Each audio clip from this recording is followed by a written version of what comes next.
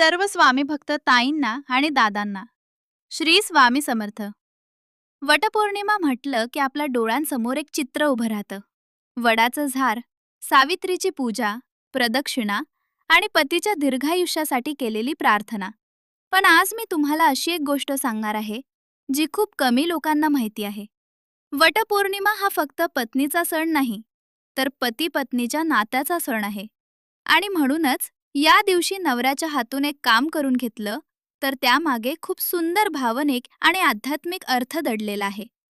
ते काम कोणतं आणि त्यामागचं शास्त्र काय आहे हे आपण आज सविस्तर जाणून घेणार आहोत. नवऱ्याच्या हातून कोणतं काम करून घ्यावं?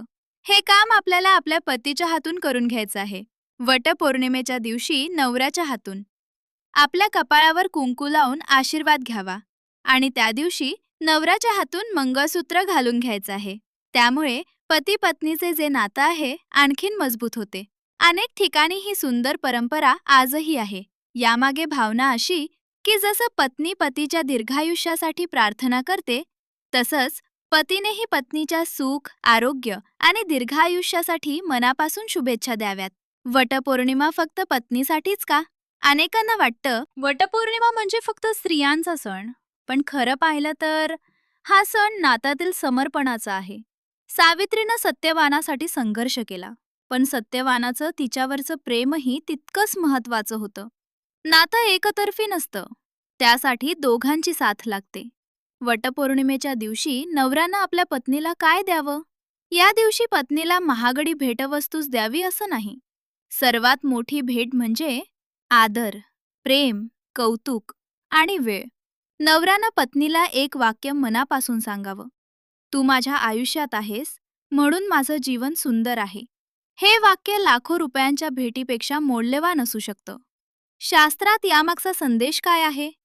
भारतीय संस्कृतीत पती पत्नीला अर्धांगिनी आणि अर्धांग म्हटलं आहे. म्हणजेच दोघे मिळून एक संपूर्ण जीवन तयार करतात. वटपौर्णिमेचा खरा अर्थ फक्त दीर्घायुष्य मागणं नाही, तर एकमेकांचा सन्मान करणं आहे. या दिवशी नवऱ्याच्या हातून आणखी एक काम करून घ्या ताईनो. या दिवशी नवऱ्याला सांगा, आई वडिलांचे आशीर्वाद घेऊया, एकत्र देवदर्शन करूया, एकत्र भोजन करूया, एकत्र प्रार्थना करूया. कारण एकत्र केलेली प्रार्थना नात्यातील प्रेम अधिक दृढ करते. सावित्रीची खरी शिकवण. सावित्रीची कथा फक्त व्रताची नाही, ती धैर्याची आहे, निष्ठेची आहे, विश्वासाची आहे. आज जर पती पत्नीने एकमेकांना समजून घेतलं तर प्रत्येक घरात सावित्री आणि सत्यवान दिसतील. ताईनो, वडाला बांधलेला दोरा काही दिवसांनी निघून जाईल, फुलं कोमेजतील, पूजा संपेल, पण पती पत्नीमधला विश्वास, आदर आणि प्रेम हे कायम टिकायला हवं. म्हणून या वटपौर्णिमेला नवऱ्याच्या हातून एक काम नक्की करून घ्या. ते म्हणजे मनापासून तुमच्यासाठी शुभ शब्द बोलायला सांगा. कारण प्रेमाने बोललेला एक शब्द कधीकधी 1000 मंत्रांपेक्षा मोठा असतो. वटपौर्णिमेचा खरा अर्थ आहे एकमेकांच्या सुखासाठी प्रार्थना करणं, एकमेकांचा सन्मान करणं आणि आयुष्यभर साथ देण्याचा संकल्प करणं.